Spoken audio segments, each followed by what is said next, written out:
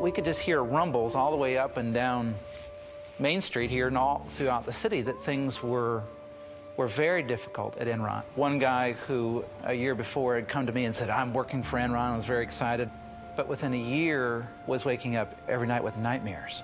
I've got no life left, and I feel like I'm being consumed by this company. As doubts began to surface about the company and the erratic behavior of its CEO, Enron's stock began to fall. I remember one of the most poignant meetings I'd ever had with Jeff. I had left Enron, and I had come over to talk about whether or not I would return to Enron. I said, Jeff, you've got a real problem. The traders, they will cut your throat if they think it will get them to the trough sooner. Jeff was silent. And he looked out the window, and he looked back at me and he said, yeah, Amanda, you're most likely right. By the end, the traders ran Enron. You know, the inmates had taken over the asylum. All through the summer, the stock continued to decline. There was a buzz that a major announcement was going to take place, but we all thought that Ken Lay was leaving Enron and that he had been asked by the Bush administration to join his administration. But that wasn't the case at all. It was Jeff Skilling announcing that he was stepping down as a CEO, and that took everyone by surprise. No one could believe that. CEOs generally don't just resign out of the blue without a well-orchestrated PR campaign beforehand to pave the way so there's no disruption, there's no questions, there's no front-page stories, which of course is exactly what happened.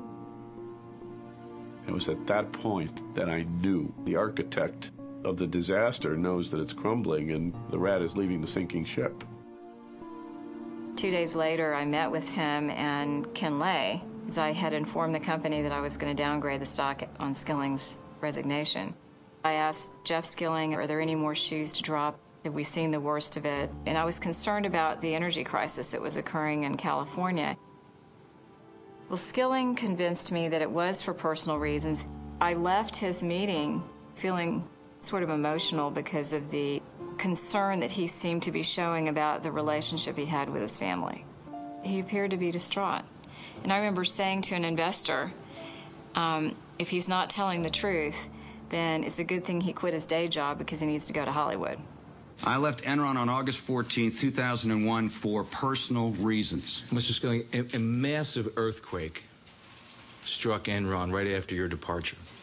And people in far inferior positions to you could see cracks in the walls, feel the tremors, feel the windows rattling. And you want us to believe that you sat there in your office and had no clue that this place was about to collapse. On the day I left, on August 14th, 2001, I believe the company was in strong financial condition. I think he was smart enough, and he didn't even have to be that smart. He had seen documents that I think predicted the future. I think he was smart enough to think, I can get out now, and this company isn't going to collapse for a year, maybe a year and a half, so I won't get the blame. It was working fine when I left, guys. After Skilling resigned, Enron's chairman, Ken Lay, took over as CEO.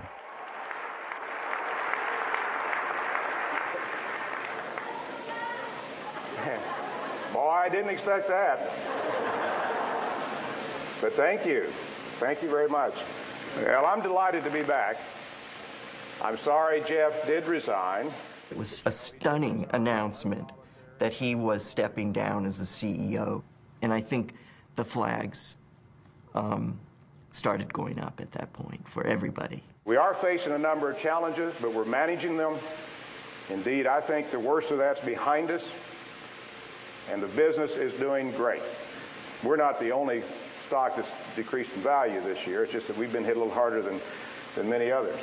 If a few of these other problems disappear, like California, like India, I think the worst is over, and I'm excited. August 14th, 2001, Jeff Skilling abruptly resigns. And that made me angry. It made loads of employees angry. I mean, there was a real sense of betrayal by the employees. I mean, this was Jim Jones feeding us the